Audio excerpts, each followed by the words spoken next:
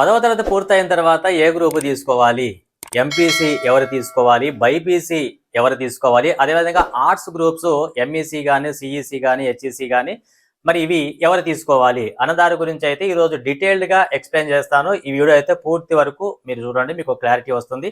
Hi hello, this is Srinivas, welcome to talent calls.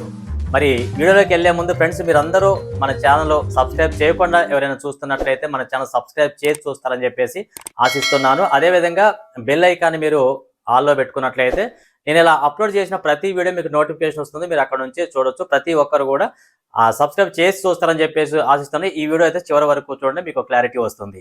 మరి 10th class పూర్తయిన తర్వాత తల్లిదండ్రులు కానీ పిల్లలు కానీ తర్జనా భర్జన పడతా ఉంటారు, చాలా కసరత్తులు చేస్తూ ఉంటారు. ఏ గ్రూప్ తీసుకోవాలి, ఏ కాలేజ్ తీసుకోవాలి, ఏ సిటీలో జాయిన్ చేయాలి అనేటటువంటిది అయితే చాలా మంది అయితే ఆలోచిస్తూ ఉంటారు. ఇప్పటికే చాలా మంది కూడా కసరత్తులు పూర్తయి. మరి ఏ గ్రూప్ తీసుకోవాలి అంటే ప్రతి ఒక్కరు కూడా ఇచ్చే సలహా ఏంటి అంటే ఎంపీసీ తీసుకోండి. అంటే ఎంపీసీ తీసుకుంటే ఓకే, మంచిదే, చాలా వేస్ ఉంటాయి, చాలా దారులు ఉంటాయి సెటిల్ కావడానికి. ఎంపీసీ తీసుకుంటే సెటిల్ కావడానికి ఎక్కువ దారులు, ఎక్కువ మార్గాలు అయితే ఉంటాయి. అదే బైపీసీకి అయితే చాలా తక్కువ ఉంటాయి. ఎందుకు అంటే ఎంపీసీకి అయితే మనం బీటెక్ రూట్ పోవచ్చు, లేదా డిగ్రీ చేయొచ్చు, డిగ్రీ తర్వాత పీజీ కూడా చేసుకోవచ్చు. చాలా వేస్ అయితే ఎక్కువ ఉంటాయి. మరి ఎంపీసీ ఎవరు తీసుకోవాలి? మీకు ఇక్కడ 50-60% వచ్చింది, లేదా 40-50 ఆ రేంజ్లో ఉన్నారు. మీరు ఎంపీసీ ఐఐటి జాయిన్ అయితే చాలా ఇబ్బంది పడతారు. చాలా మంది పేరెంట్స్ చేసేది ఏంటి అంటే మావాడు ఎంపీసీ తీసుకోవాలి, ఐఐటిలో జాయిన్ చేయాలి అని. అంటే ఇంటర్మీడియట్ సిలబస్తో పాటు ఐఐటి ఉంటుంది కదా, దాంట్లో జాయిన్ చేస్తారు. దాంట్లో జాయిన్ చేస్తే మన పిల్లవాడికి ఉన్నటువంటి పర్ఫార్మెన్స్, అంటే వీడికున్న నాలెడ్జ్ ఎంత, అది తెలుసుకోకుండా మీరు ఐఐటిలో వేస్తారు. ఐఐటిలో వేస్తే అక్కడ అది రాకుండా ఏమీ రాకుండా పోతుంది. అంటే చాలా మంది చేసేటటువంటిది ఏంటి అంటే మన ఫ్రెండ్స్ వాళ్ళ పిల్లలు ఎంపీసీ తీసుకున్నారు, ఐఐటిలో ఉన్నారు, లేదా మా రిలేటివ్స్ పిల్లలు ఇక్కడ ఉన్నారు, ఎంపీసీ తీసుకున్నారు అని చెప్పేసి అలా కంపేర్ చేసుకొని వేస్తూ ఉంటారు. దానివల్ల అయితే మీకు ఎలాంటి యూజ్ అయితే ఉండదు. ఎవరైతే కొంచెం 10th క్లాస్ మార్క్స్ ఎక్కువ ఉండి మ్యాథ్స్ మీద ఆసక్తి ఉండి మ్యాథ్స్ ఎక్కువ ఫాస్ట్గా చేయగలుగుతారో వాళ్ళు ఎంపీసీ తీసుకుంటే బెటరు. అట్లా కాకుండా చాలా మంది ఏం చేస్తారంటే ఇప్పటికే చాలా మంది పెద్ద పెద్ద కార్పొరేట్ కాలేజీలో అయితే జాయిన్ చేస్తుంటారు. అంటే ఎంపీసీ ఐఐటిలో జాయిన్ చేస్తుంటారు. అక్కడ మీరు ఎంత ఎంపీసీ ఐఐటిలో జాయిన్ చేసినా కూడా మీ పిల్లవాడికి ఒక నెల 2 నెలల తర్వాత ఎగ్జామ్స్ పెట్టి ఆ ఎగ్జామ్స్లో వచ్చిన పర్ఫార్మెన్స్ని బట్టే కింద సెక్షన్లో తీసుకొచ్చి పడేస్తారు. మీరు పై సెక్షన్లో జాయిన్ చేసినా కింద సెక్షన్లో తీసుకొచ్చి జాయిన్ చేస్తారు. మరి అక్కడ కింద సెక్షన్ అయినా ఒకటే, మన సిటీలో మన ఏరియాలో ఉన్నటువంటి కాలేజ్ అయినా ఒకటే. కాకపోతే ఏంటి అంటే ఎలాంటి నాలెడ్జ్ లేకుండా, మినిమం నాలెడ్జ్ లేకుండా తీసుకుపోయి ఎంపీసీ ఐఐటిలో వేస్తే అది కాకుండా ఇది రాకుండా అయితే చాలా ఇబ్బంది పడతారు.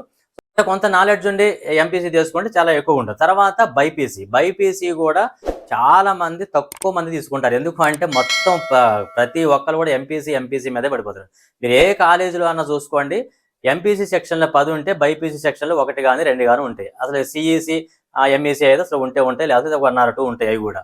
సో అంత తక్కువ మంది ఉంటారు బైపీసీ. ఎందుకు అంటే దీనికి రూట్లు తక్కువ, మార్గాలు తక్కువ సెటిల్ కావడానికి. ఒకటి అగ్రికల్చర్ బీఎస్సీ వస్తే ఓకే, లేదు అంటే ఫార్మసీ, లేదంటే ఎంబీబీఎస్సీ ఇటు రావాలి. ఇంకా వేరే మార్గాలు లేవు. అది ఎంపీసీ అనుకోండి, కనీసం ఒక ట్యూషన్లు చెప్పుకున్నా ఒక నెలకు 30-40 వేలు సంపాదించుకోవచ్చు. కానీ దానికి ఆ ఛాన్స్ లేదు.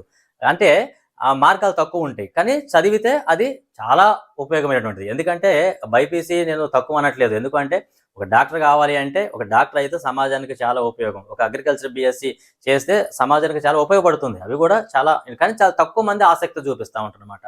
సో అది. తర్వాత ఆర్ట్స్ గ్రూప్స్ ఎంఈసీ సిఈసీ ఇది కూడా చాలా చులకనగా చూస్తూ ఉంటారు. దీనికి ఉన్న డిమాండ్ ఇప్పుడు ఎంపీసీ కూడా లేదు. ఎక్కువ అంటే మీరు ఎంఈసీ కానీ సిఈసీ కానీ చేసి బీకామ్ కంప్లీట్ చేసి కానీ, లేకపోతే సిఏ రూట్ పోవచ్చు, చార్టెడ్ అకౌంట్ ఆ రూట్ కానీ, లేకపోతే అకౌంటెంట్ రూట్లోకి వెళ్ళినట్లయితే మంచి ఉద్యోగం అయితే రావడానికి అవకాశం ఉంది. ఎందుకంటే ఇప్పుడు ప్రతి ఆఫీసులో ఏ కంపెనీలోనైనా అకౌంటెంట్ లేకుండా అయితే నడవదు. అంటే మినిమం కొంత కంప్యూటర్ నాలెడ్జ్ ఉండి మీరు అకౌంటెంట్గా ఉన్నట్లయితే ఖచ్చితంగా ఒక మంచి ఉద్యోగం అయితే, ఎందుకంటే చాలా డిమాండ్ ఉంది దానికి. ప్రతి ఆఫీసులో అకౌంటెంట్ కంపల్సరీగా ఉండాల్సిందే, కంప్యూటర్ ఆపరేటర్ ఉండాల్సిందే. సో కాబట్టి ఆ రూట్ కూడా చాలా మంచిది. అంటే ఎంపీసీ చేస్తేనే మావాడు సెటిల్ అవుతాడు, ఎంపీసీ చేస్తేనే జీవితం ఉంది, లేకపోతే ఇంకోటి లేదు అనేటటువంటిది అయితే అది అవాస్తవం. ఎందుకు అంటే ఇప్పుడు చాలా మంది అదే, మా ఫ్రెండ్స్ పిల్లలు అక్కడ జాయిన్ అయ్యారు, లేకపోతే మా రిలేటివ్స్ ఇక్కడ జాయిన్ అయ్యారు అని చెప్పేసి చాలా మంది అయితే పిల్లల్ని ఇబ్బంది పెడతామంటారు. ఫస్ట్ ముందు పిల్లలకి ఏమి ఆసక్తితో చూడండి. అంటే సైన్స్ ఇష్టమా, సైన్స్ బాగా ఇష్టమైతే బైపీసీలో జాయిన్ చేయండి. ఒక మ్యాథ్స్ పర్లేదు బాగానే చేస్తున్నాడా అంటే ఎంపీసీలో జాయిన్ అయ్యండి. ఇది 2 ఇష్టం లేదా, మంచిగా చక్కగా ఎంఈసీ కానీ సిఈసీ కానిలో జాయిన్ చేస్తే మీరు చక్కగా బీకామ్ చేసుకోవచ్చు, లేదా సిఏ రూట్ పోవచ్చు, అకౌంటెంట్గా కొనసాగించవచ్చు. సో చాలా మార్గాలు అయితే ఉన్నాయి. ఇది చదివితేనే మనకు జీవితం ఉంటుంది, అది చదివితేనే జీవితం ఉంటుందని కాదు. మీరు ఏది చదివినా పర్ఫెక్ట్‌గా చదివితే సమాజంలో బోలెడు దారులైతే ఉన్నాయి అనేటటువంటిది ఈ వీడియో ఉద్దేశము. సో కాబట్టి మీరు మీ పెర్ఫార్మన్స్‌ని బట్టి ఒక మంచి గ్రూప్ ఎంచుకొని జీవితంలో మంచిగా సెటిల్ అవుతారని చెప్పేసి ఆశిస్తున్నాను. ఓకే. Thank you.